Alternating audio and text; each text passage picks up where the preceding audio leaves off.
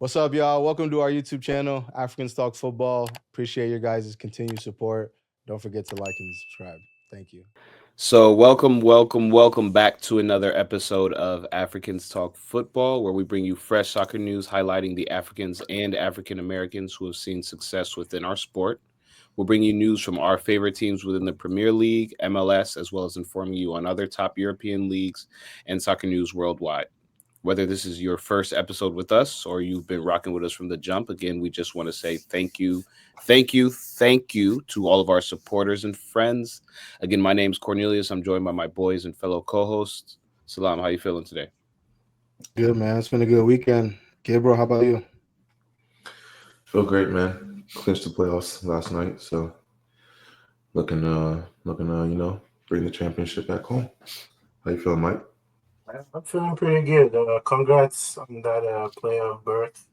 Hopefully you guys win the whole thing. How about you, Cornelius? How you feeling today? I'm feeling all right, man. Like Gabriel said, congrats to the hometown team, the Cleveland Crunch, on securing the playoff berth, which will be held here in Cleveland, I believe, weekend of April 11th. So that's coming up here, in less than a month. And yeah, so just some good things coming down the pipeline today. We got a kind of a jam-packed episode, where, like we said, football's in full swing here in America. We're gonna do NWSL recap of some of our games, as well as MLS. We'll talk about the UEFA Champions League and Europa League, and then obviously we'll get into our teams here in the Premier League as well. But before we hop into it, I just had some news from the football world this week. Gigi Buffon and his son played together for Pisa in Serie B. They shared the pitch together, like on some Bronny type. So just wanted to highlight Gigi Buffon. I mean, he's still doing it, even in Serie B, he's still doing it. And for his son to share the pitch with him, I mean, that's honestly on some Bron like Bron levels status. So, it's good to see. It's good to see stories like that. I just saw it across and I was like, that's crazy. I didn't know Buffon was even still playing, to be honest. Yeah, me neither. Me neither. This speaks to his longevity, but congrats to him. Definitely one of the best keepers of this past generation, for sure. Absolutely. Yeah, and then Mikel Antonio returned to London Stadium for the first time since this horrific car accident last year. For those who may be unaware, Mikel Antonio was having, a very, very decent start to his year and suffered a very, very horrific car accident. I mean, it was one of those things where, you saw the car afterwards, and you just thoughts and prayers for him and his family. Even him learning how to walk again would be crazy, and to see him walk on the stadium for the first time since the accident was good. He seemed to be in happy spirits. He's walking again, which, he had, I think both legs he had surgery on, if I'm not mistaken. So it was just good to see, Mikel Antonio back on the pitch, and the warm reception that he got as well from the fans. 100%, man. That thing was scary. So I'm happy that able to walk and hopefully be able to be back on the pitch hopefully soon. But all the best to him and his family as they go through this recovery. You can still see like scars on his face from the accident when they showed his face and such. So I can only imagine how much it's had to go through these past couple months. But crazy. Yeah, man. So with that being said, let's hop into the Champions League. Let's do a quick recap of this past weekend's games, and we have a little bit of space between this round and the next round, but some very, very interesting matchups. But Champions League, it didn't disappoint this year.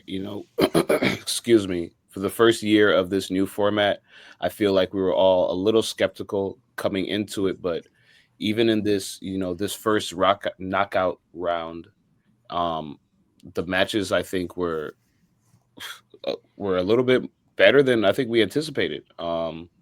besides Arsenal's blowout, I think all the other matches were extremely close, especially going to the second leg. So let's talk about them. Starting on the Tuesday matches, we had Barcelona Benfica. Barcelona took care of business there. They won 3-1 on the second leg at home on aggregate 4-1. Anything about Barcelona? Do we see this team being a threat going down, going down their side of the bracket? Absolutely. Yeah, I think Barcelona is a team everybody should keep an eye on. They're very well coached. If you could tell these guys are wired by I forgot the name of their manager, but he's doing a very great Hansi. job. Hansi Flick, yeah, he's doing a very great job. Even, I mean, I feel like there's not much you could say about Lamine Yamal. I mean, the guy's exceptional. I mean, the goal, the assist. What more can you ask? But Barcelona is a team that can win this whole thing. We need to watch out for them, and I don't think Real Madrid will want to see them. That's fair. I think that they got an easy run. I shouldn't say easy, but they have a pretty manageable run to the final. But to your point, I mean, Yamal just shows why he's one of the best young players in the world. I mean, forget young players, just best players in the world. And yeah, I mean, Champions League, man, these cup competitions, it's all about matchups. So it just matters of who you get matched up with and what is the state of the other team when you inevitably see them. Yeah, that's fair. We'll speak about those matchups here in a second.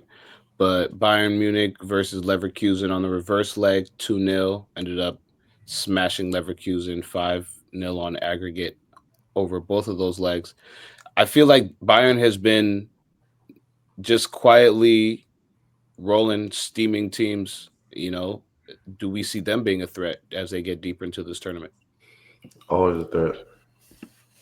It's that simple. They always are. So yeah, can't count them out.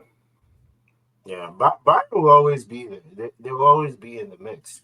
I mean, historically, that's the kind of team they've been. They'll always be in the mix. But I think Vincent Kompany needs credit. He needs to get his flowers because Tuchel had this team with, maybe without, I would say, Michael Olise, but this is pretty much the same team Tuchel had. So I think Vincent Kompany needs some credit for what he's done with this team this season. Yeah, I mean, they're always in the mix. It's crazy to think that I'd consider them kind of like a dark horse, honestly, this season. But yeah, man, shout out to Kompany. The team looks, hungry in Europe and in the league too. So definitely a bounce back here. They don't stay down for too long. Yeah.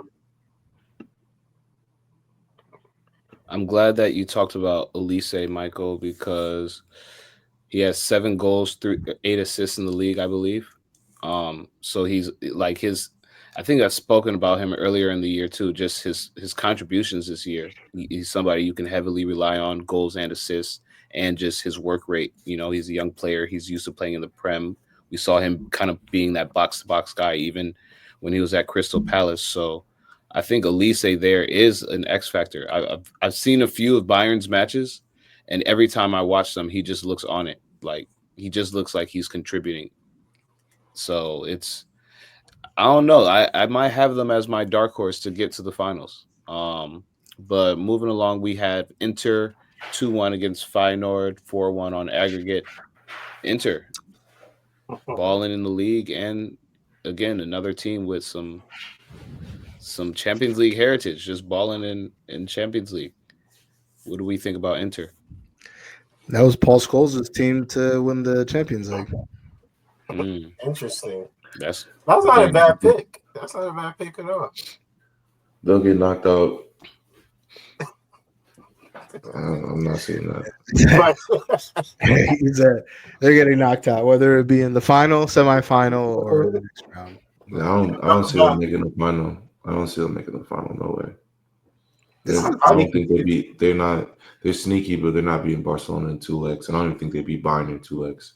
If they beat Bayern, they have a better chance of beating Barcelona. But both those teams are. Yeah, no way, bro. Sorry. All bias aside, do you think that they could beat you guys based off of where your team is at currently? I'm not trying to be funny, Mike. No, I'm asking a dead serious question. I'm being completely honest. No. Okay. And we have players coming back too. Yeah, soccer should. Like if you guys don't think soccer's coming back for this Madrid legs, you guys are. I don't know what you guys. You guys are some strong. Because trust me, he has 3 weeks. He'll be back. Trust. All right.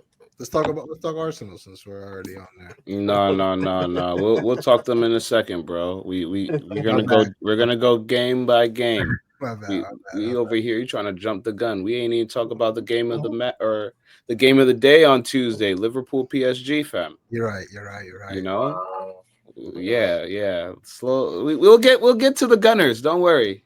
Don't worry. We'll get to the Gunners. But shout out to my young SHOUTOUTS, my young Gunners over in PSG for getting it done. Like I said, I've been rooting for this team. I've honestly been rooting for Dembele and for him to have the campaign he's having in Europe and in the league right now, man. I just want to say shout out to them boys. But another Champions League classic, you know, both legs was 1-0. Away team scored. So it goes into extra time. We see very tired legs and then we go into penalties. And I said this in the group chat. I've never seen Salah at home ever hit a penalty and walk around and look nervous. It was the first time I've ever seen Salah not really sure after his pit. Like you always see some sort of emotion, whether it's even just like a small little or he goes crazy. But this time he like had a solemn look on his face. And I was like, oh, he knows something that we don't, bro. He isn't confident in this team. And I think it's because he knew Darwin Núñez was second in the lineup. I don't know why he was second in the lineup. I'm just gonna start it there. Why you would put Darwin Núñez with Champions League on the line to go second, knowing his past, you know, especially when it comes to penalties. Not talking about his on-field play, just his penalties. I believe his most recent penalty in the league was saved. So for me, I'm just like, but you guys' thoughts from that match, you know? I don't think he should have taken the penalty. Him taking the penalty was like when Lindelof took the penalty for us in FA Cup and he ultimately got knocked out. But shout out to Darwin, one of the most expensive attackers in the Premier League. But no, man, I think this PSG team really showed their class. I think it was Cornelius or Mike. You guys were talking about how, you know, you wanted to see something from Dembele, you know, someone who's been having a really good season. His penalty really kind of personified his performance over the 2 legs and his season in general. He's been great. He's been really good. And, you know, you got to give him credit because obviously all the talk was Mbappe leaving and, you know, how are we going to fill this void? And I mean, I don't know, man. They look like a good team. I think I said in the beginning of the year, like this is the most complete PSG team I've seen in a while. So you have to credit Luis Enrique too. So definitely one of the best teams in the competition still. Yeah, I mean, I was surprised. I was surprised by the result. You know, 2 weeks ago I picked Liverpool to win the whole thing, the whole Champions League. So for me, it was a surprise. But I think kudos to PSG. They came out and played, defended very well. You got to give it to them. Salah's been having a great season, and he was non-existent. So kudos to PSG. They deserve the win. Yeah, we might see him. So I don't know to say about that. Barcola and Dembele. The thing with Dembele, and he's had a great 2025. I think he has like the most GA out of anyone in 2025 so far I could be wrong about that, but I think I saw a stat. But yeah, he's been playing great. His whole thing with me is he's just never healthy. And that was my only issue with him. We always talk about the best abilities, availability, and I mean, honestly, his whole career he hasn't been healthy. I feel like this is one of the first seasons where we're actually able to see you in 12 consecutive matches, like which is dope to see. I mean, I'm happy that we're able to see this, but I just hope it continues. But they've been doing well. They see they see Aston Villa next, which is I mean we'll talk about matchups next, but yeah, I think they look good. Yeah, yeah. To end it, shout out PSG. Tough, and to the. I mean, I guess the season, not the season, but to their European campaign. Um, and I guess with what they've done in the league, it's been a good season for them. But I know that they were looking for that Champions League run, so we'll see what happens over the summer with Salah and his contract talks. But I feel like it got cut short for him, and I feel like he knew, man. It's just his face at the end of that penalty. He knew. But moving on to the next day, we had Lille versus Dortmund. Dortmund won 2-1, ended up winning 3-2 on aggregate. Anything from that match? I was actually surprised Dortmund was able to come back. They were down 1-0 in the first half, 2 unanswered goals to see themselves through. Yeah, I wasn't very confident with this Dortmund team, especially the way they've looked all year. But you have to give it to them, man. Like you said, some of these competitions, it's different for certain teams to be a part of and when they're a part of it. And Dortmund is one of those teams. And even though they've struggled and Leo's played pretty, decently all year, they still pulled out a result. And I think that's the most important thing with these cup games. You just got to get a result, and they did the first leg and somehow survived the second leg. So I think with Dortmund, you walk away with your head held high and see how far you can go. Yeah, for Leo, yeah, it's a heartbreaker because you got drawn against a team or opponent that you should have I don't know if you should have beaten them, but they were easy enough for you to at least, move on to the next stage. But it is what it is, man. Some of these games, sometimes you can't predict it like you think you can. And in this case, I just thought Dortmund just showed their class, heritage, you said.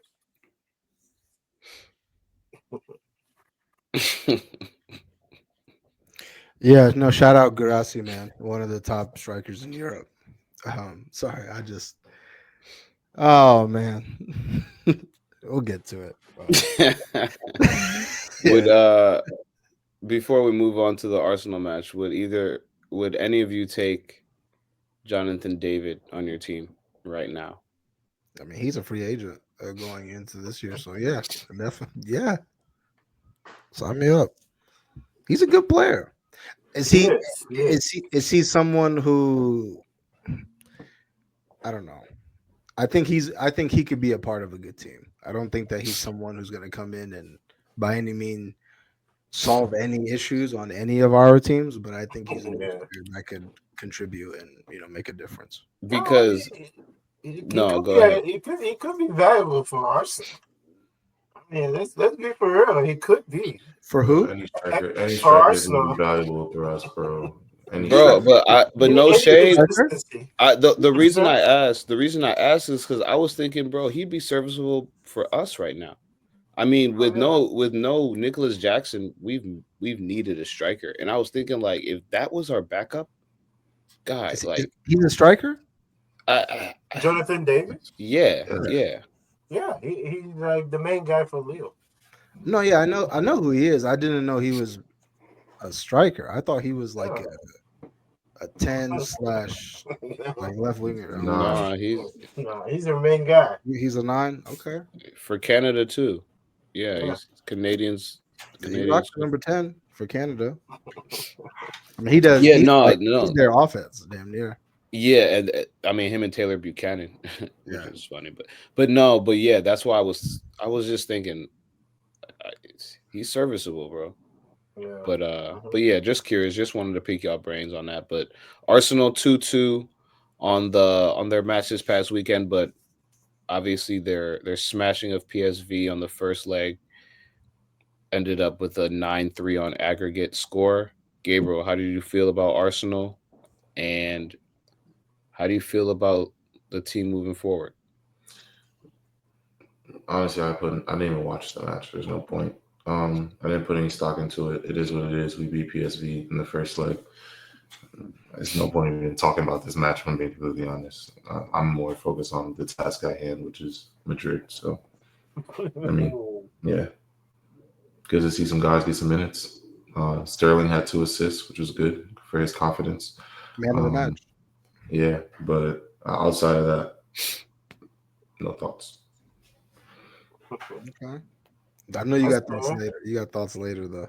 Yeah, for sure. Yeah. Same. Yeah, let's move on. Let's move on. Man. Villa 3-0 against Club Brugge, 6-1 on aggregate. How y'all feeling about Villa? You know, we got 2 Premier League teams walking through.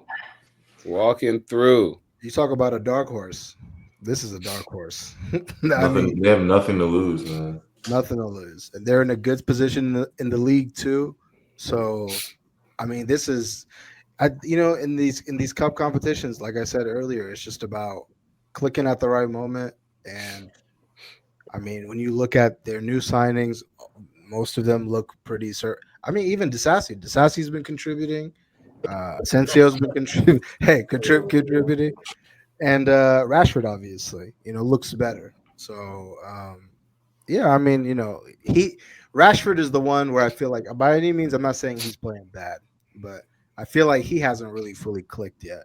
And if he can do that in these, over the course of the remaining time that they have in the competition, the better for them because they have a good team, man. I feel like they have the depth, especially in attack. So Yeah. No, true. I agree with you. We even touched on it a little bit about Unai Emery's experience in these European competitions. These are the games and nights he looked forward to, and he's made his career out of. He's known for these European games, so I think Villa has a shot, man. They have a shot at going very far. Um, they just have to show up during these games. So depending on the type of team that shows up, because we know how Villa get, they could beat Chelsea and the next game lose to Everton. So if the team we've seen the last 2 games of the Champions League shows up, yeah, Villa can go a long way and could possibly sneak in the last couple of games, especially semifinal. I don't know if final is possible, but I can see Villa sneak into the semis. Hmm. Yeah. I'll keep all my things for prediction or for the matchups that we're about to speak about. So facts. Let's keep it going. All right. Wait, are we done talking about Champions League? No, we have one more. Okay, I had a question for you after. Yeah, we have the Atleti versus at Real Madrid Mm. derby match, which ended in a Madrid. We gotta talk about that. We gotta talk about Yeah, oh, we'd be remiss without talking about the Madrid derby, man. So the penalty shootout, which came down to a Julian Alvarez missed kick, and honestly, I feel for him, bro, because it's tough, and it's so tough that the whole world was like, "Dang, bruh. Like that's not how it was supposed to end." But we all know the rules, and the whole world was so upset that FIFA or UEFA was like, maybe we should look at changing this rule. Like that's that's how upset the world is at what happened. But for those of you who may have missed what has been called the missed kick heard around the world, Julian Alvarez went out for a penalty, and as he was kicking the ball, slipped, and the rule in the soccer is on a penalty shootout, the attacking player is only allowed to hit the ball one time. If you hit it more than one time, it is an invalid kick. And because of the slip, Julian Alvarez shot with his right foot, but as he was slipping, it grazed his left foot. And some are saying that's what caused the ball to hit the roof of the net. I don't know. I saw it live and I was like, yo, did he hit that with 2 feet? But it happened so quickly that they called it a goal. And then on the second kick, they started to review it. And then you see the ref say no, but it was one of those things that it was a little confusing as it was happening. And then once you realize what was going on, you start to replay it in your head like, dang, yeah, he did. He did hit it with 2 feet. Or did he? But I need to see a replay. And it was in real time, it was very confusing. I don't know how y'all felt about it, but kind of your thoughts from the match and then, how that whole played out. That whole I mean, situation played it out. was How it do was you feel definitely about that? confusing because they didn't clearly say, they didn't, at least the commentators didn't clearly. I feel like, well, the commentators are kind of left in the dark too. I feel like it was a very quick VAR things. They wanted to keep things moving and they didn't want to stop the match, which I completely understand. So from a sitting at home standpoint, yes, it was confusing because the ref heard it was the double touch in his ear and said that kick no goal, and then let's continue because it's high stakes. We're not just trying to sit here waiting all day. So it definitely was confusing, but I mean those are the rules. And honestly, when you go back to all the videos, there is a clear double touch. It's very slight, and it does, yeah, it's crazy, but I mean there is a double touch. It's unfortunate. He had a great match too. He should have scored during the during the regular time, and he's unfortunately couldn't. But yeah, no, I think it was a great match all around, and unfortunate for them to miss that PK, but or to have it disallowed. But they also missed another PK. You got to think about it. Oblak saved the PK after that, and they had a chance to get back on top, and they missed. Llorente hit the post, so. You can say all you want about the miss kick, but you got a second chance and you blew it. So, that's what it really comes down to, and it's unfortunate, but great match of football. And I 100% think they should change the rule because it's not like people are just miss kicking on purpose or hitting it with 2 feet on purpose. It's completely accidental almost 100% of the time, and I feel like it should just be a retake. Like similar to how if someone steps in the box when someone's taking a PK, they retake it. It's not just goal or no goal. I think it should be a retaken pen. So it is unlucky. UEFA will probably change the rule this summer, and next year that's what it'll be. But yeah, man, it's just unfortunate. Yeah, it's one of those things that are like the odds of that happening are not very often. So it's funny though. I did see a video of in this last world. I think it was in the World Cup final. Messi had the same thing happen. Scored it. They didn't say anything. So, but no, I mean, it was unfortunate because even though I don't know, Cornelius, I guess you said you were able to see that he hit it with 2 feet from just the regular view. I wasn't. I thought as soon as he slipped, I thought, damn, it's very unfortunate that he slipped and he's still able to make it, which I thought it was a good penalty. But once they got the word that it didn't count, it was a momentum killer for sure. So. Yeah. I think the reason most of us are upset, we wanted a game like that to end without any type of controversy, so we could be like, okay, the team that won fair and square. But since it went Madrid's way, there'll be a lot of controversy around it. But it is what it is. I agree with Gabriel. You re-kick that. You don't just because he still made it. So if something clear like that, that's not on purpose. Let the guy take it again. So I do believe that rules should be changed, but I don't think there's anything for us to be upset about because the rule is the rule and they enforced it in that case. So I don't have a problem with it. I agree. I do think it is harsh, as Gabriel said. It's a very harsh rule. It deserves to be looked at. Whether or not they change it this summer, who knows? That's up to the powers that be. But it's just part of the game. It's one of those things where you're just gonna look at it and be like, yeah, that Atleti team, they did what they had to do, but at the end they just fell short. Like Gabriel said, they did get a chance. Marcus Llorente hit smacked the post too. I was like, dang, you didn't have to hit it that hard, but it is what it is, and we move on. But some fun Champions League. Would you say? Let me ask you this about Champions League real quick. Well, maybe not Champions League, just a question about Europe before we get into what we were going to get into. I wanted to get your guys' opinion on who do you think is the current favorite to win the Ballon d'Or. So there's a few names that I'm going to tell you, and from this list, tell me who you think is the current leader. Rafinha, Mbappe, Salah, Vinicius, Yamal, Ousmane Dembele. Rafinha. He's definitely leading the case Rafinha's right now. number one for me. He's also number one for me because he's leading.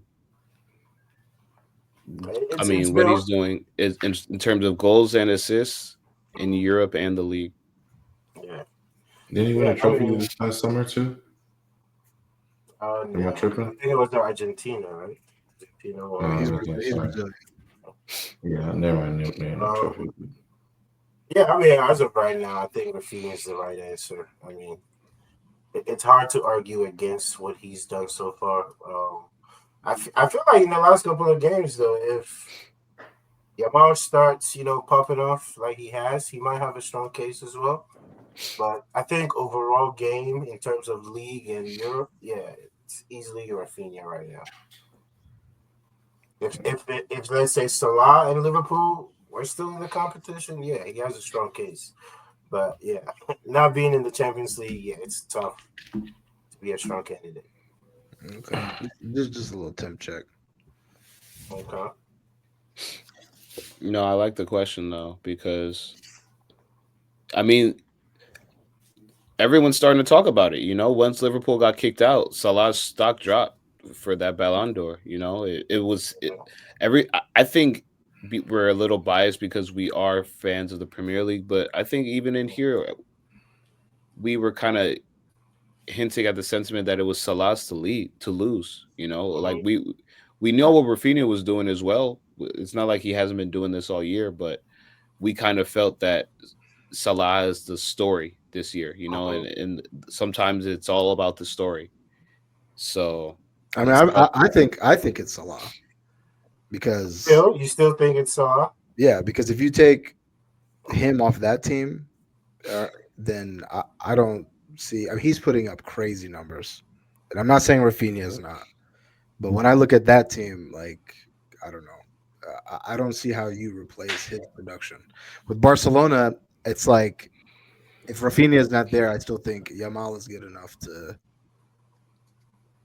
contribute, and if not, replace that production. So that's just my opinion. Let me ask you this follow-up question real quick. And he's doing it. He's doing it in the toughest competition.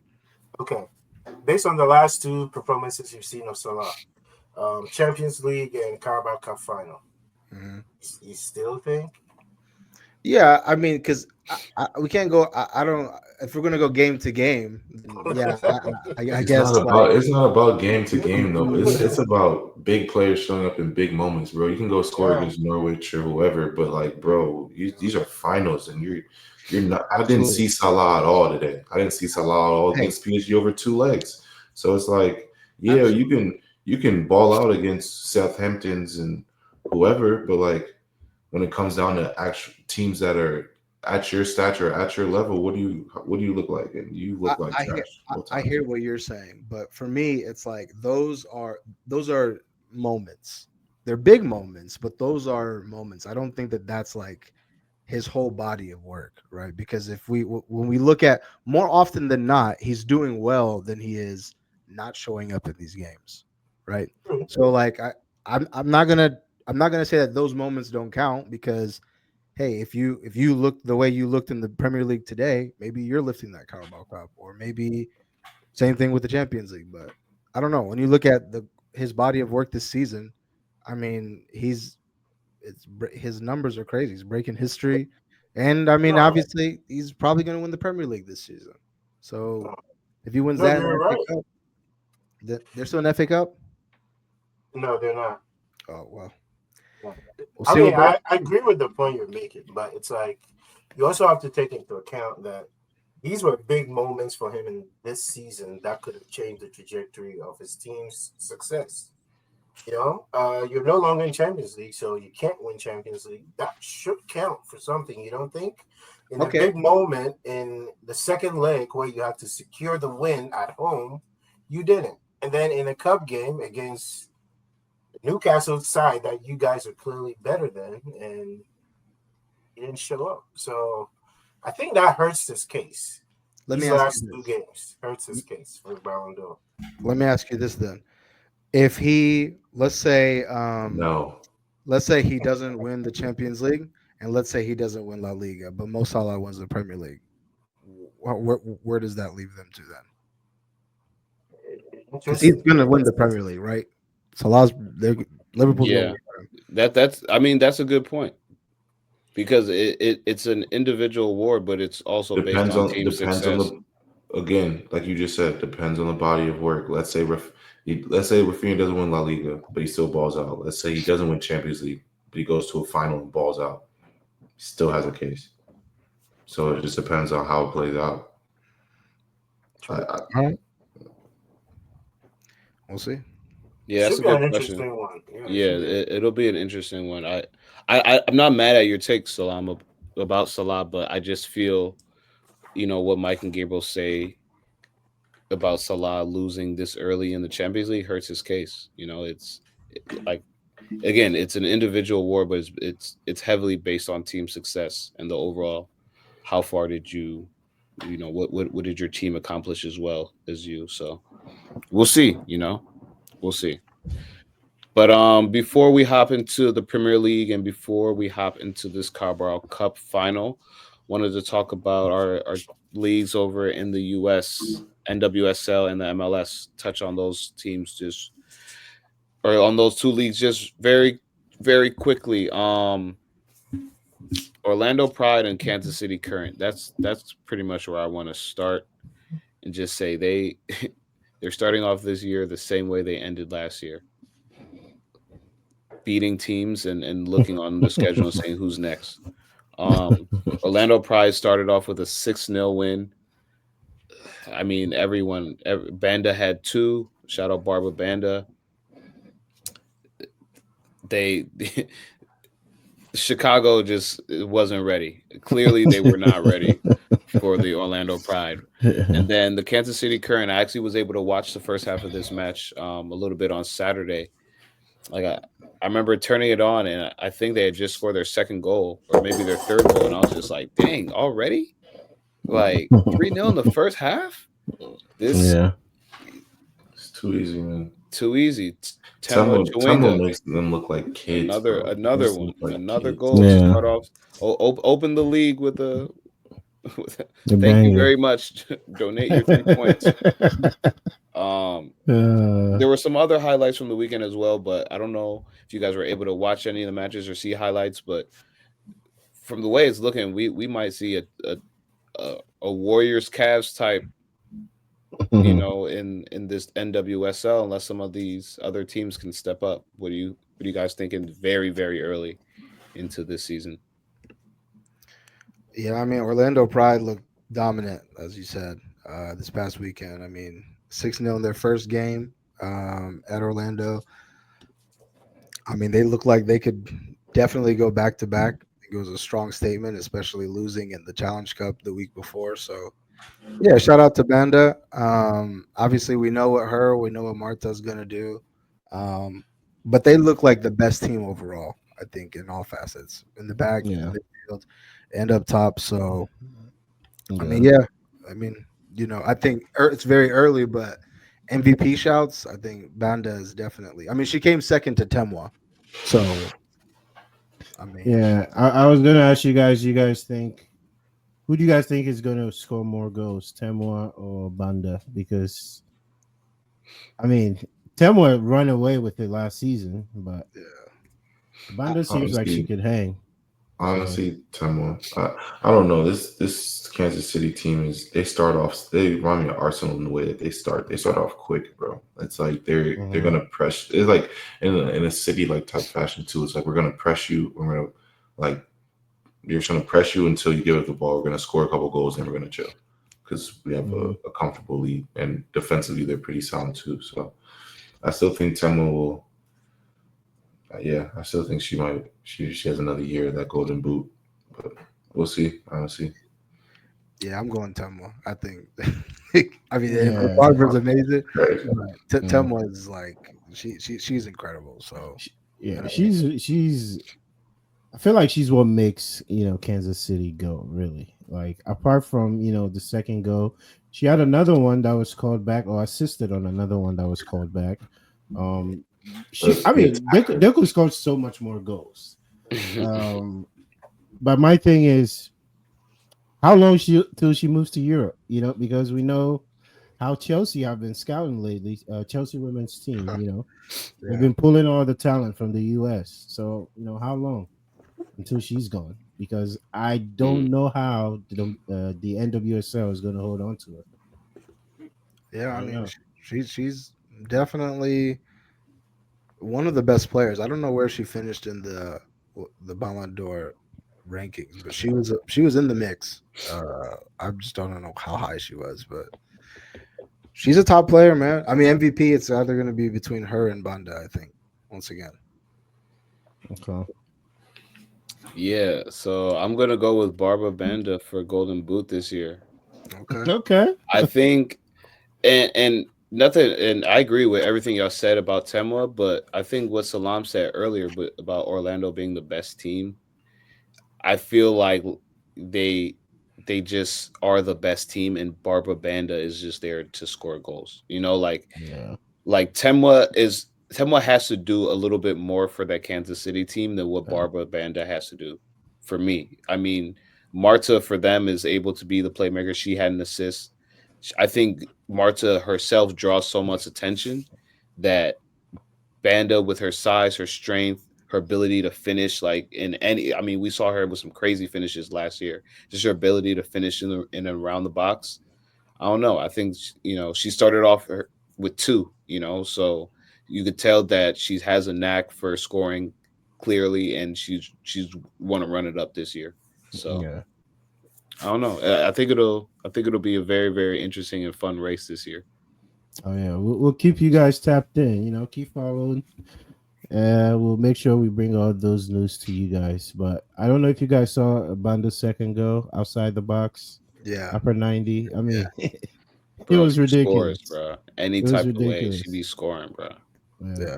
They they're really talented players. I mean, obviously there was a lot more talented players on the pitch on both sides, definitely, but those two specifically, I'm just like, wow, you guys are really Yeah. talented players. So shout out to them, man. And then also Yeah. shout out to go ahead. My bad. No. What were you saying? I just wanted to shout out Whittam. Mac Whittam. I'm sorry if I'm mispronouncing your name, but you made history this past week. 14 years old, coming on for Gotham. Shout out to you. Incredible moment for you, your family, and yeah, man. I thought she actually made Wow. an impact as well too. So it's incredible. 14 years old. Think That's about that. I could crazy. So, not Yeah. imagine, fam. when did Freddie Adu make his debut? I Yeah. I think think like 15, around 15, 6, 15. around 15, 15, 15. 16. So 16. she's younger Yeah. than him. So definitely um, an incredible moment. So yeah, What is this? High school freshman? yeah, Freshman in bro. high school? She's Yeah. not even. Yeah, man. Not even really. So yeah, Yeah. shout out to Mac Whittam for sure. Yeah, that's crazy. 14. Wow. Can't even drive yet. You I was gotta, just Yeah. thinking, you can't even get, you didn't you're even not get. even thinking about getting your permits yet Yeah, because you gotta wait till 15 and a half. That's wild. But yeah, shout out to her. Moving on to the MLS. As always, we gotta start with the Ohio teams. Unlucky this weekend. We were neither of us were 3-point collectors. week. Start with the losers. Yeah. Start with the losers.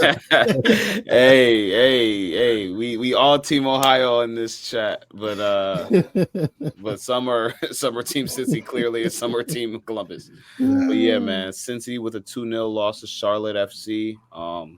Salam, Cincy. I know you're still waiting on a couple injured players to come back, but rocky start, Gilberto Flores with a red card, also double yellow. What do you see right now that is hindering this team from getting goals? I mean, what's hindering us from getting goals? I mean, it's. I think, like I said last week or the week before, I just think that we haven't really clicked yet, especially on the offensive side of the ball. Defensively, I thought when Miles Robinson was in before he got hurt, I thought we were fine. I thought I'll talk about Ajimang here in a second, but because I thought he had a good game, but for the most part, I thought Miles Robinson did a good job of holding him. But I just felt like for us, everything kind of went out the window once he got hurt. Once Miles Robinson got hurt, defensively we started to look a little fragile, and then eventually we lost our second best center back in Flores. So that doesn't really help. But offensively, I mean, this is a relatively a new team. Denki, Evander, Buka, Aurelio just came back, so none of these guys really have that chemistry yet. So the struggles offensively is something that I think is expected. Obviously, it's not ideal with how much we brought these guys in for, but it's a long season, man. I think offensively we'll be fine. I think we're just at a point where hopefully we can get some more bodies back. Miles Robinson, I don't know how long he's going to be out for, but I wanted to shout him out, man. I thought he had a good game. Definitely, I think he got snubbed from the national team too. Someone that I thought should be on the national league team. But yeah, bro. I mean, they were too much for us. And shout out to Patrick Ajiman, man. I just, he's one of the best stories I felt like in U.S. soccer right now. He started off in the Division 3 in college, transferred to Rhode Island, and then I think was the 12th overall draft pick. And and then now like come to where we are now, and you just got called up to your first National League team. So, and I mean, he was incredible. So, and definitely, that number 9 position for the U.S. is kind of wide open right now, and he, is wide open. So, hey, you feel me? So, shout out to you, brother. That's a good point, Salam. I was actually talking about that with some friends over the weekend because Josh Sargent is starting to attract some names as well in the Premier League and across Europe. And I was thinking, or I was saying, who right now, with this international break coming up, there's some competition. Haji Wright over at Coventry, what he's been doing. I think I want to say he has close to 10 goals in the championship this year. So when you look at the striker position, we got Haji Wright, we have Ricardo Pepi, we have Josh Sargent, we have Ajimang now starting to make his claim. Who would y'all like to see out of those 4, or is there anybody else? I think for a striker. Yeah. Haji. First, go ahead, Gabriel. I'm Haji. Yeah. For me, Haji Wright too. I feel like he has the right profile. If we could just continue to build around him, I think he could be a very decent striker for the national team. So for me, it's Haji. Yeah, I mean, I guess for strikers, I'd rate him over Sargent. Yeah, I mean, I think I don't know. When Balogun comes back, I kind of want to see where he's at. I still think Balogun for me is the number 1 option. But Haji Wright is definitely, in that. I think he just came back from injury too and scores. So shout out to him. He's just when you look at American or previous American strikers, he just fits the prototype of what we need. Yeah. I'm not saying that like y'all know how I feel about Balogun, and that's my guy for sure. But for like prototype American strikers, and I would love to see like Balogun on the wing, if I'm being completely honest, and put Haji straight down the middle. So, Yeah. But then who do you drop? You can't drop Tim Weah. You can't drop Pulisic. They got to battle it out. No. if I'm being completely honest, put Pulisic at the 10. Yeah. Like Then who behind that's how I would line up. I would put Pulisic at the 10, Balogun at the left. What's the name? No, I'll put Balogun Way on the right, on the left. Way on the left, Balogun on the right, Tim up top, or sorry, Haji up top. Who would you put behind Pulisic? The two. Tyler Adams and Weston McKennie. Yeah. For sure. That's the two. I agree with that. I think that's a smoke front. Yes, bro. Then what? Miles Robinson, and then Miles Robinson over here, and Anthony on the left. Okay. And then the middle two would be you could put Richards. That's where it gets sticky. Yeah, that's where it's I don't know. Okay, so no Gio Reyna in your starting 11. No, bro, Gio Reyna is absolutely no disrespect, but he's never shown respect. Yeah, honestly, with all due respect, I have no respect. No, he's never shown me that he's he's the starter for me. Yeah, honestly, I've just been turned off from him since like the whole parents thing, bro. It just yeah. I don't know if I could ever stand behind that big brother, man. I don't know. Something just doesn't. Yeah. And then on top of that, to not perform. It just screams. It just screams entitlement, bro. It just screams. I want to use a different word, but I won't. It just It's just not for me. Even with all that being said, I still think he's an asset to have player on the team. Yeah, absolutely. Like somebody to bring off the bench. Yeah, absolutely. Yeah, for sure. But he's a starter? No, I don't see that. But to take it back to FC Cincinnati, what do you guys think of Charlotte? I mean, so far they're top 4 right now in the East. Do they have a real shot at actually making the playoffs? Yeah, making playoffs. I would say yeah. Yeah, I think definitely playoffs is. Zaha hasn't even really got off yet. He's like just not getting off. But if they can get Ajumon going now, and then him to really start to kick on down the road, oh yeah, I think definitely they're in the mix. I was gonna say semifinal. I don't know how they do there. Well, it's a playoff, right? So I guess they could definitely get past the first round of the playoffs if they continue to do well. But the East is tough. There's a lot of teams in the East is stacked. Yeah, the East is stacked. Yeah. They'll make it to the playoffs. So I don't know any of these teams with European attackers and strikers. Yeah, man. And with a decent defense, yeah, bro. Yeah, I think Zaha can single-handedly take them to at least a playoff berth for sure. Not saying only Zaha's on the team, but no, I think Charlotte could definitely get to a playoff berth this year. Okay, I agree. Yeah, and then to bounce a little bit up I-71 north to team in the state's capital, FC Columbus Crew. We're taking on San Diego FC away from home. 1-1 draw. Mike. Yeah, I know you were leading going into the half. It was all good in the first half, and then the red card seemed to have changed the outcome of the second half completely. An hour in. Takeaways from the match, and then does this give you hope that this Columbus team at least has some resilience? Yeah. No. This group is decent. It's a very great team to watch.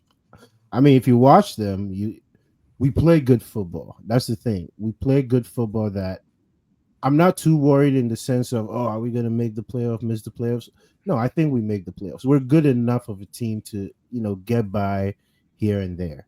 But in terms of like going all the way, finishing, winning trophies, get into the semifinals, if you would say, that's the expectation now. So now that's how I look at us. And I don't think this team has it all together, but we're a very good team. Um, Look at us in the first half.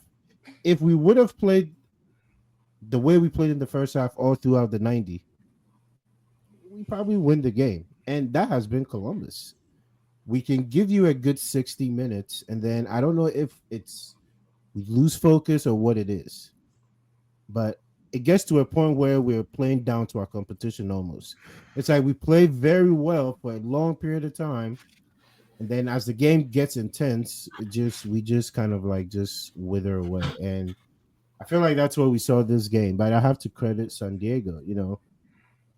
They still haven't lost. I was saying I was talking crazy in the group chat that we were gonna give them their first loss, and yeah, I thought for the most part I thought we were going to, but I mean, kudos to them, but we still need weapons on offense. We still need weapons. Rossi's good for us. I mean, he makes us go. And, Russell Rowe is pretty decent. I like him. He's a great player, but he's not there yet. I don't think he's there yet for us to, depend on him to give us all our goals.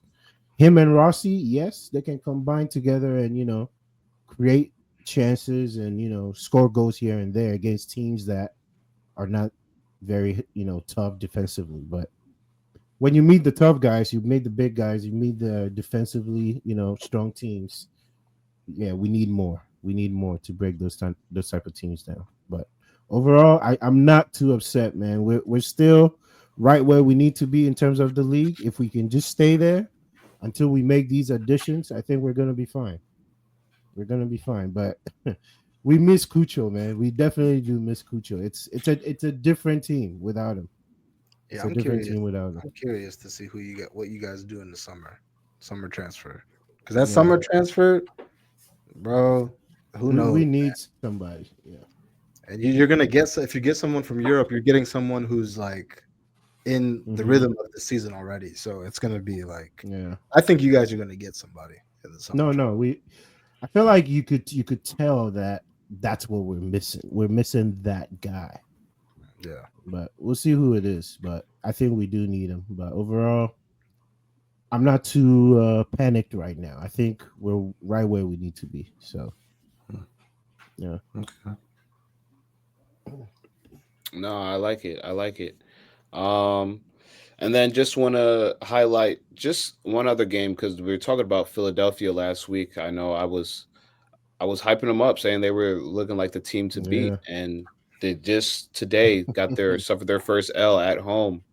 Yeah. Nashville SC beat them 3-1. So any team could get beat this year. I think Gabriel was Yeah. saying it. The MLS this Yeah. year, it's the level is raised for a lot of these teams. It So is. Yeah. yeah, Yeah. just wanna Yeah. Watching games yesterday, you could definitely tell the level of competition. It has definitely gone up from even the past few years I've been watching. You could tell the level is up. You could definitely tell the level is up. And even watching my Columbus Crew, I'm just like, yeah, last year we were good, but this is actually a very decent team. The way we move the ball, even the way we attack. It's just that we don't create enough chances. It's like it's almost half chances enough to, get close to the goal, but not enough to actually produce goals out of it. And I think you see a lot of that in the league, but I think there's a lot of good play happening. So yeah, shout out to the MLS, man. I agree. I Yeah. definitely agree. But yeah, let's hop over to the Premier League. Talk about our teams very, very quickly. Gotta start with Chelsea since we lost And to Arsenal here a little bit earlier I'll today. go ahead and mute. Cornelius. Rule. Hey man, hey, we're still Hey, alive. We're still hey, alive. all things considered, the Mandem still top four. Yeah. So thankfully, everybody else around us lost. Thank you to Brighton for the 2-2 draw against City.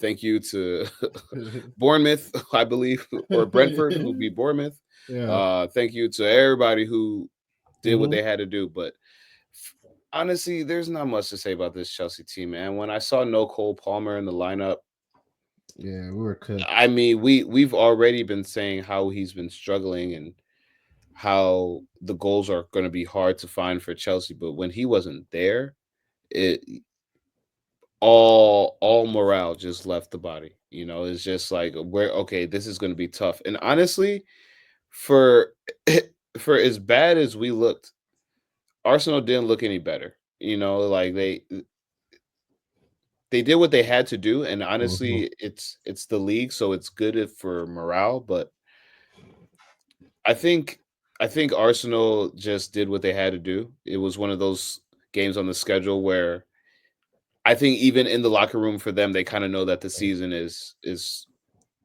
pretty much over for them. So it was a pride win. They did what they had to do at home. They got the win. But Mike, how'd you feel about it? Hey man, I agree with everything you just said. I said it on the pod last week. Going into this game, I wasn't very confident in our team. I'm actually very surprised it was only 1-0. One thing I would say though, Maresca coming out, on Friday to talk about how Sanchez is now our number one back again. There I was liking this guy a lot, because sometimes it is hard to be patient when you've been in the position we've been in terms of winning trophies, playing in big competitions, and usually being in top four, being our thing. And now that the past couple of years we've had to struggle and watch this terrible football. It's just almost like he's almost like trolling the fans, right? I don't know, man. Sanchez made another mistake today. Luckily, it didn't turn into a goal. This man does not deserve to be on our team. I'm sorry. I would love for Sanchez to, go to a team where he's a great fit for them and, he's still able to play the game he loves.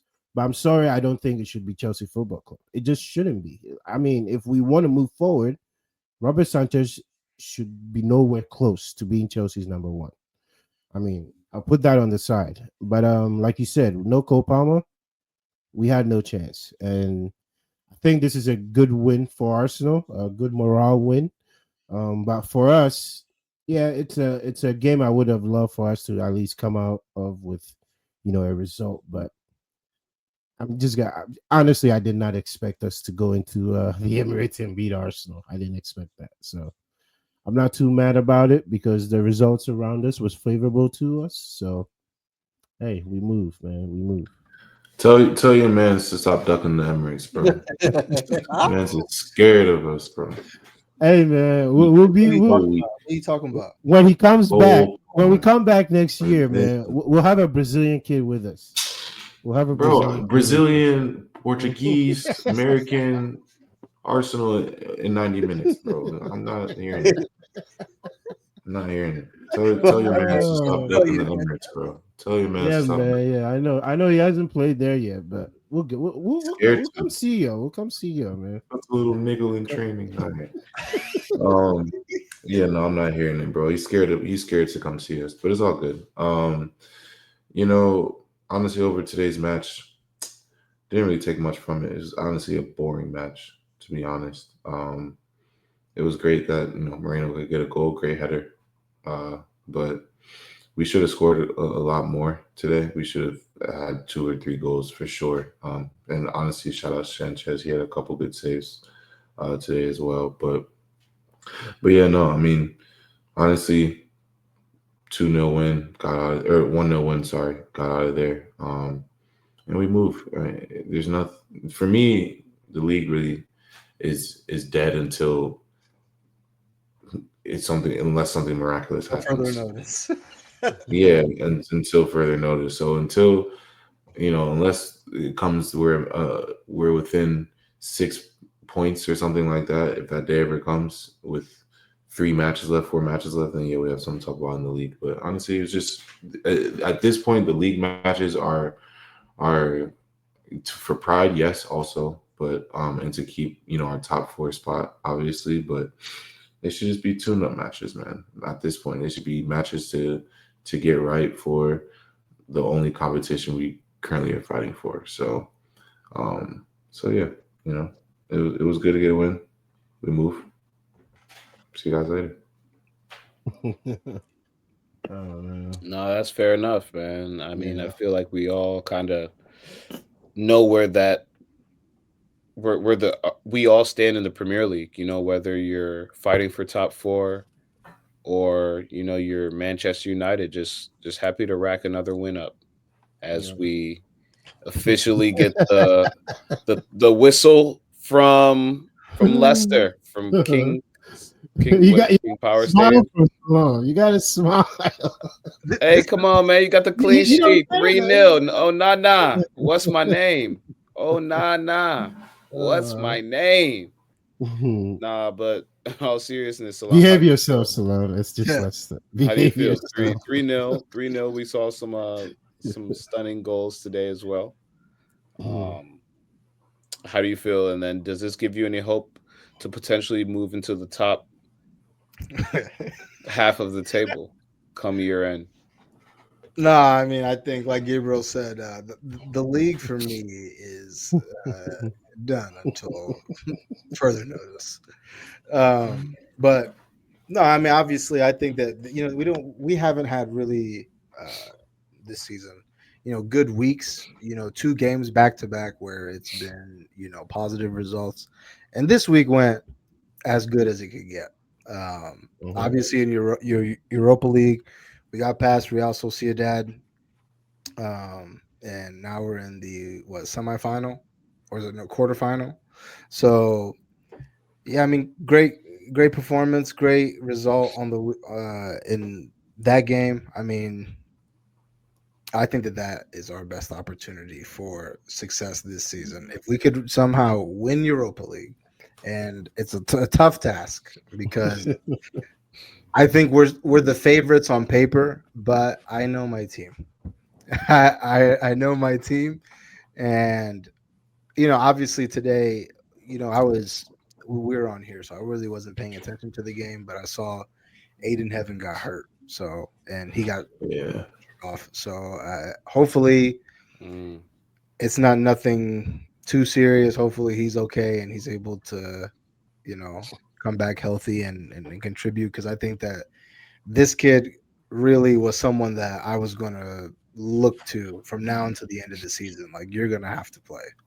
I really don't know what our best center back combination is, because when I seem like, oh, we found some chemistry here, something happens. So, I thought him, Delit, and Mazarari were good. Unfortunately, now he's hurt. So we'll have to see more of Lindelof. Hopefully, Maguire can come back and contribute.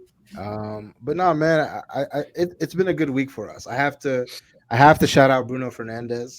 He had a goal today, 2 assists, and then had a hat trick over the midweek match in Europa League. So we've all talked about how we would have liked to see him kind of step up more, and obviously this season hasn't been great, but over the past, I would say, month or so, like he's been one of our more consistent players, and Yeah, he I feel like has. he's doing more than just scoring. I feel like his leadership in some aspects have gotten better too. Hopefully, we can continue to see more of that, and he can help us, really secure this Champions League. But the league, I mean, obviously today was great, but my focus is all about Europe and how are we going to get past Leon this next matchup. But no, shout out to them. Shout out to Bruno. Where's Lenny Euro Hurt. again? That's not good Hurt. already. So yeah, I mean, with him, it's not ideal, but with him, it's just he's a young kid. Physically, I don't think he's ready. You know what I'm saying? He looks the part in some No, aspects, he's but not. physically, I think he needs to get a little bit stronger, and really adapt to the league, especially in your position. You have to be, Yeah. a little bit stronger in those areas. But it's not just him, bro. I mean, there's so many people who are hurt now. Especially with Heaven gone now too. I'm looking at like, damn, Euro's out and he's out too. So Lindelof is just gonna have to, I don't know, Pick Black. Hopefully Welcome to the Dorgu club. can stay healthy. Yeah, hopefully Dorgu can stay healthy too, because he's been good. I like him a lot. So Well, I hope you guys continue to do well in Europe because I don't. I mean we'll have 5 teams in Europe in Champions League. Hopefully you guys do well enough to sneak back into Champions League. Well, we'll see. Y'all don't need to be in Champions League. we do. You're not We need ready. No, we need you don't. You don't need. You don't need to be in there. financially. You know what I'm saying? Nah, that's funny. Yeah, I think we need one more English team to move on to the either semis in any of the 3 European competitions, and England will have 5 teams in the Champions League. But that Every means year that we will, start having. Every year we start I having think 5 teams. for this season, I think. For the next season, For yeah. the next season. Okay. Mm-hmm. I think that'll happen though. I mean, Yeah. if you think about it, Who'd you I mean, guys play well, Champions League again? Arsenal. we see Madrid, but Aston Villa sees PSG. We're on the same side though, so I mean, if we both get through, then be crazy. And if one of us gets through, it'd be crazy. So Yeah, we just need one more. So even Chelsea or United, one of us move on. That's 5 spots for Champions League. So Wait for you. So you guys could too, if you guys got to the semis Yeah. of the. yeah, if you guys don't win the conference league, is an issue. Yeah, I was about to say, if you don't win, yeah, that one. That Yeah. yeah. We're not even thinking debatable. those. Yeah, Yeah, it's championship or bust for this a competition. bus. Yeah, That's for sure. huge upset. If whoever we meet, we don't beat them, it's a huge upset. I don't care what anybody says. But yeah, man, that was that's good, Gabriel. How did we do on our locks? I think we went 2-2. Went 2-2. Crit side had the locks this week. Arsenal The obviously got the Bros. dub. good shit. People bros carried us because me Yeah. and Mike, we got everything about the game wrong. Every angle. Yeah, Man. I almost went Brentford too, though. By the way, and I was like, you know what? I feel like CD feels good. Let me go with CD. CD feels like they're up and up. Shout out Marmouche. 2-2. Great goal. Yeah. Shout out Marmouche though. You know, Great goal. dude looks great. I think from a City standpoint, if you're a City fan, this is the guy you should be pushing. You guys, build around because Agreed. yeah, I think he's the next one for them to put it on for them. Carry this team. Yeah, I mean they have Haaland. We all know what Haaland is going to do what Haaland does, but in terms of pulling the strings, he could be the guy for them. He was supposed. He's what. I don't mean this in like. I don't mean this in like a negative way, but he's who Alvarez should have been for City. Yeah. Except Marmouche can play on the wing as well, and it's like more comfortable on the wing. And I feel like I don't feel like Julian Alvarez was uncomfortable being like, I wouldn't say playing underneath the striker. Like, I don't think he was uncomfortable playing there, but I just feel like Marmouche is a better mesh for them in a sense. Yeah, I agree. That's just I feel like Alvarez also just wanted to be the guy. He just wanted to be the guy. Yeah. And I feel like Marmouche, what he has so far going with Haaland, I can see something, blossoming over there. So shout out to City, but some of these games these last few weeks, I mean, I don't understand the result. I don't know what it is, but I'm not complaining because it helps us. No, that's for sure. What do we have next? I was going to ask you guys about England. The call-ups happen. Just quickly, just wanted to get you guys' opinion on who do you think has the most to gain from these England call-ups from now until the World Cup? I think he made.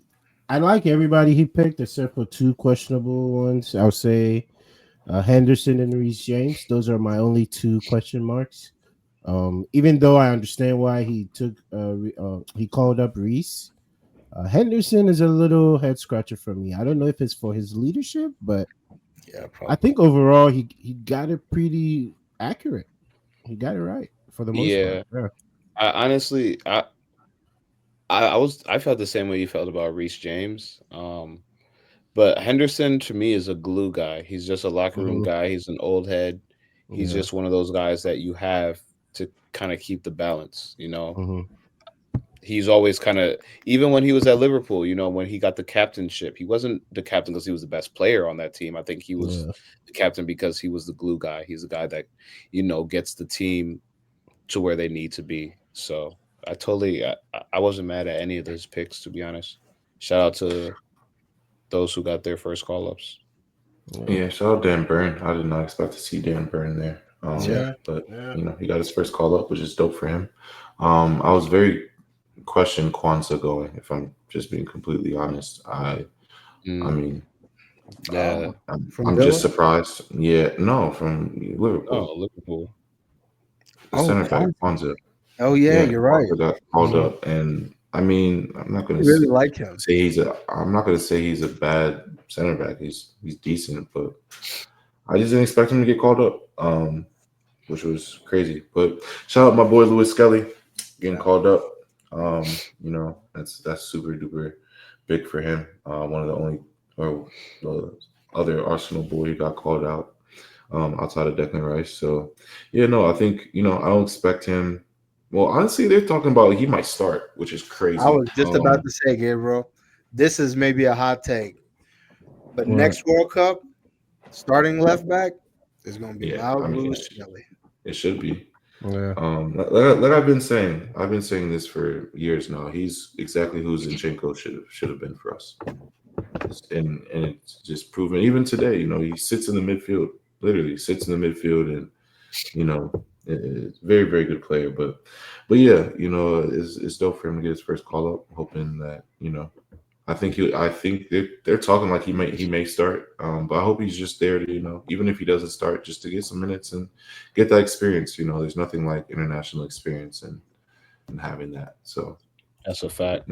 Looking forward to him just having that experience that'll make him only better when coming back to the Prem, but then for his country as well. So he really is, bro. So who do you think has the most to gain? Because I think it's Rashford. For me, because if he can capitalize, he can capitalize off of this moment from club and country, then he's definitely back in the mix. I think it's from being completely honest, I think it's Foden and Bowen. These are players. Well, Foden at least, as of recent, he's been better. But I wouldn't say necessarily he won't get called up, but it'll come to a moment where who's going to be starting.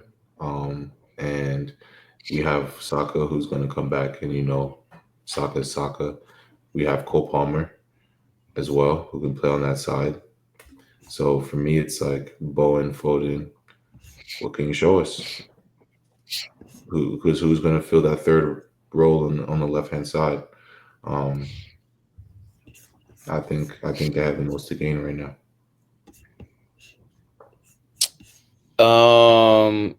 It's interesting because I'm looking at the roster now, and Morgan Rogers, bro. For some reason, I feel like Thomas Tuchel will use a guy like him. I don't know why, but just having Tuchel have been a manager of mine, I can see the way he likes certain players, and for some reason, I think he'll like Morgan Rogers. So maybe he doesn't. I don't know if that's necessarily answering the question if he has the most to gain. I just feel like we'll see him getting some time because he's listed as a midfielder, and if you look at some of those midfielders he's around, he's having a better season than some of those guys. So real stuff. So I think it'll be interesting to see how Tuchel uses this roster. Well, Maresca just confirmed that Cole Palmer will not be going. So who do you guys think will be the right replacement for him? Because a lot of people were saying that the Wolves captain, I forgot his name. The number 10 for number Forest. Oh, from Forest. Gibbs White. Oh, Gibbs White. Gibbs White. Isn't he already called? No, he was snubbed. He wasn't called. Oh, he was. So wow. I feel like he'd be a good replacement if Cole Palmer doesn't, actually go to the team. Yeah. You Wow. know, Anthony you guys know Gordon. I'm a huge Gibb White's fan. Yeah. So I hope he goes. I Yo, think that'd be a good replacement. what is Tamori doing? How is Bro, Milan is the Tottenham Yeah. of of Serie A right now. They are not doing what Li- they're supposed to do. Livramento?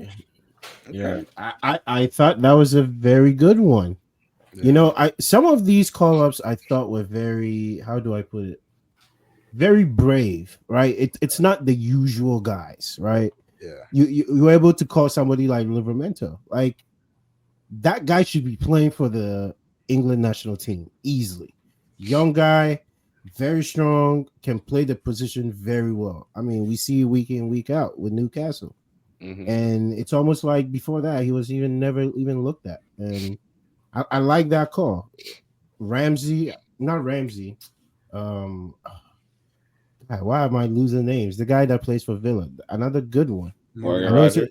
Rogers. Gordon Rogers. Yeah. His first call up, very good for him. I think go with those confident picks, things we're seeing now, guys that are actually performing.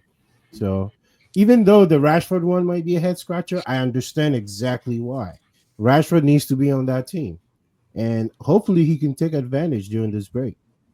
Bro, I'm telling He you, doesn't need to be on. He doesn't need to be on that team. But we need to see what he can do. And if Dude, this absolutely. if this little run of form that we're seeing from you is actually real, can you sustain it? That's fair. That's fair. You know, especially in another environment. So yeah, I think it's more of like, what can you do for me? Mhm. I agree. And for this to be Tuchel's first, chance at a run with these guys, like I'm excited for the players he brought. Like I Yeah. said, having him been my manager for a little bit, I understand the way he thinks, and some of these players, I feel like he's like, oh yeah, no, I can put you here, and we can do something with you in these positions. So Yeah. again, I think it's going to be very very interesting to see how that unfolds. Mhm. Yeah, man. Who we got next up? Honestly, before we talk about our teams, I do want to talk about Champions League a little bit because, man, we got to talk about Champions League, bro. I don't. I believe the next matches aren't until April April 8th and 8th, 9th. 8th and 9th. Okay, yeah. But let's do our very very early Arsenal versus Real Madrid predictions. Arsenal. I mean, Mm, it really depends. For me, it depends on what are both teams looking like. Obviously, I didn't even know there was an international break coming up this weekend. So hopefully everybody is healthy. But I mean, it's hard to bet against Real Madrid. But I feel like this is a good test, definitely for Arsenal. All banter aside, I feel like if you're Arteta, you built this team to where it is now. I feel like this is a great opportunity to test where are you as a team. You've taken them from where you started to where you are now. You're going up against one of the best teams in Europe. This is a great opportunity for a lot of these players. Saliba, Gabriel, you're one of the best center backs comp duos in Europe, if not probably top three. And this is a great opportunity to test against guys like Mbappe, Vinicius, Declan Rice. You're one of the best midfielders in the Prem, definitely. You have a big matchup here. Odegaard, this is a homecoming for you. How do you step up? This mhm, is a big. We know what we're gonna get from Madrid. From Madrid, it's gonna be mhm. unpredictable. It's gonna be maybe not the prettiest. They Yeah. may even just let you have the ball for the remainder of the game, but it's just gonna be, when Mhm. someone slips or I don't know. So I think this is a great opportunity, and for Arteta too. You're going up against Ancelotti. This is I don't know. This is I'm gonna say Madrid, but I think this is gonna be a great opportunity to test. Yeah. No, I agree with everything Salam just said. I think this is a very good measuring stick game. It allows you guys to see where you are because sometimes I feel like you guys are a little bit over too confident in terms of who you are as a team. So this would actually show you who you can hang with. And This is hard for me to say, but I think we got it. Real Madrid needs to be careful. That's all I need to. I'm gonna say. Real Madrid has to be careful in this leg because Arsenal could catch them slipping. I really believe that. I told you guys the last leg against Atletico. Beating Atletico at home is going to be tough for me to see. And it took a Julian Alvarez slip PK controversial call, but I don't know, man. This Madrid team is like Gabriel would say touchable. but but I don't think it's a clear cut, shot from Madrid. I think Arsenal could give them problems, but Madrid is Madrid, man. So I gotta go with Madrid in this matchup. Yeah, I think we're all being a little touchy, but I think it's Madrid, and Cautiously optimistic, right? yeah, I think it's going to be Madrid, and honestly, it's going to depend on two things: Saka's health and Odegaard's play. For me, if Odegaard can play at the level we expect him to play, I think I'm with Mike. I think Arsenal could catch Real Madrid slipping, but that he's going to have to play 10 out of 10 both matches, and I haven't seen him do that yet all year. Mhm. So that's going to be tough for me, but I got Madrid slightly edging out Arsenal right now. On the other side, let's talk about our other English team, Aston Villa against PSG. What we got? Villa. Oh, Mm. Wow. Ooh. okay. Riding Okay. the Premier League high. Okay, I like it. Not even that. But anyway. I'm going PSG, man. I think the difference in this game is going to be that Aston Villa defense. Salam took what I was Brian, exactly what I was gonna say. Yeah. I was gonna You say I'm guys- worried about that Villa defense against this PSG attack. You need to Yeah. make sure you bring your A game because there's some guys on this side. I didn't even really touch on. We talked about Dembele earlier, but I didn't touch on the young kid Due. Due, bro. That's Yeah. Yeah, that's make my sure guy. that make sure that My this guy. them guys are back there ready to go. Because, nah, man, I think they have too much, man, and two great tactical cup managers in Enrique and Hmm. Emery too. Yeah, I think I'm gonna go with PSG.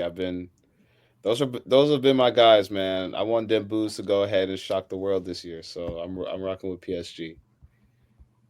On the other side of the bracket, we have Barcelona versus Bayern Munich. What are we Come thinking on. about that matchup? Big Come B's, on, bro. Come on, big bro. B's. We really asking this Got a little question. B's. Going Bayern. Bayern. Bayern. I said What you Barca talking versus about? Dortmund. Oh, you said Dortmund. Oh, I thought you said Bayern for some reason. I apologize. No, Oh, well, if it's Dortmund, then yeah, absolutely, Barcelona. Come on, that's not no question. Barcelona through and through. Again, just the defense. The Dortmund's back line. They're going to leak goals over the course of two legs. I don't know how you're going to be able to stop them. Who is marking Yamal and Rafinha? Who? that's my And Lewandowski? Who on Dort? Come on, bro. It's not even a question. Man. Shout out I'm to not Guerrero, even. but because I think Garassi will be able to score on that. Whoever the center back pairing is, but shout out to them. yeah. I think Barcelona is just going to overpower. Their offense is just too great right now. I don't know who's going to be able to stop them, but we'll see, I guess. And then the last matchup is Inter versus Bayern Munich. What are we thinking about that one? Got Bayern. Bayern Munich. This is the wrong time to be playing this Bayern Munich team. So they got a lot of players that are in great form now and this whole season. So yeah, I got Bayern Munich going through. Yeah, I agree. Like I said, I think they're a little bit of a. I don't even want to call them a dark horse because of their European pedigree, but they've been flying under the radar this year, and no one's really talking about them. But this Bayern team is crazy, so I got them going through. But yeah, and then I guess with our teams, we have an international break, so we got a little we got a little bit of time before we hop into our teams. But any shout outs? Honestly, my shout out this week. I know we've talked. I don't want to say we talked bad about him, but he just wasn't. He just wasn't up to the par, up to the level that we think he should be when he was in Europe, and he's getting back to that level now. But shout out Zach Steffen, man. That's Honestly, a great shout. in the MLS, he had a crazy match over the weekend for Colorado. Just making saves left and right. Looks very, very confident. Looks like he's getting back to being on top of his game, which I'm just really, really happy to see. So yeah, man, shout out Zach Steffen. Great match over the weekend. Helping his team get dubs, and hopefully that can continue. That's a great shout, bro. And you talk about having players who have a lot to gain from these opportunities. That U.S. men's national team goalkeeper position, number one, is wide open. I think That's so. a fact. Shout out to him. That's a great shout.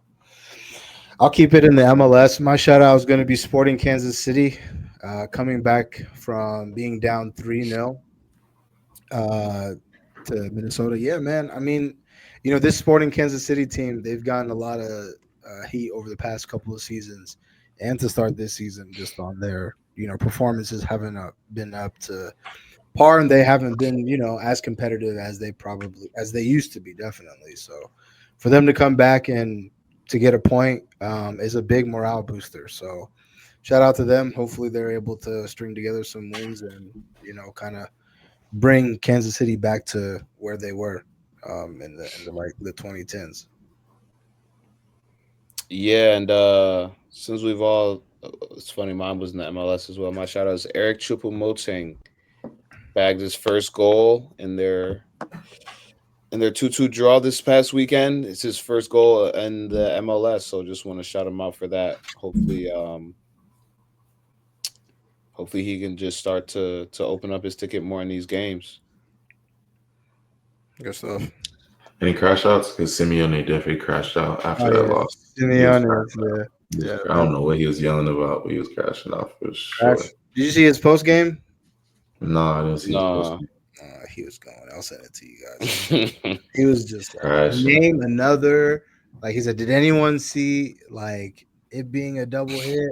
He was going in, bro. I feel him. You gotta protect your team, bro. Yeah, bro. I get And it. also, you got to think about it, he's never beaten Madrid over two legs. Can you think about that? Yeah. He's never beaten Madrid over two legs ever. Yeah. So yeah, That is I will wild. crash out too. Speaking of, Barcelona is actually playing Atletico Madrid right now, and Atleti's up 1-0. Julian Alvarez goal. Okay. Yep. Crash out. I would have to go. My crash out of the week is going to be Liverpool. The way they crashed out of the Champions League. Honestly, yeah, it's very unfortunate considering that the run that they've had domestically in England, for them to fall short to PSG on penalties was tough, man. And you could see, like, Salah obviously was emotional at the end of the game. You can kind of just feel that, like, this is kind of the end of this run with him, certainly. So shout out to them, man. Hopefully, are they in FA Cup? No. Oh, damn. So I guess you're just, at least you're going to win the Prem. So you have that. Unless you crash completely out. You just, No, I hope he does. I don't know. Chill on them. All right. So, boys.